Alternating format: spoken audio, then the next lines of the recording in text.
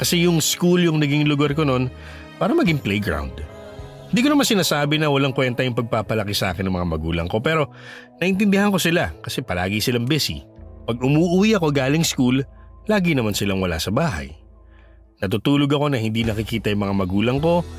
Nagigising na nag-aayos na silang dalawa para pumunta sa trabaho. Sa ganung paraan ako lumaki.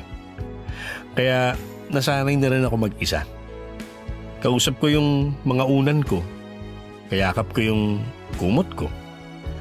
Alam ng buwan kung gaano ko kalungkot pag tumatahimik na ang mundo sa gitna ng gabi.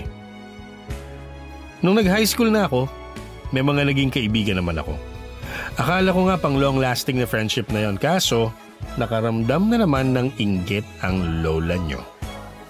Ito na kasi yung time na nagsimula na akong pagtanong sa sarili ko kung dapat ba favorite para magustuhan ng lahat? Lagi kong napapansin yung mga galawan ng tao sa paligid ko. Hindi ko alam kung kailan nagsimula pero napapansin ko lang. Meron kasi akong kaibigan. Maganda, matalino. Tapos kung titingnan mo parang nasa kanya na yung lahat.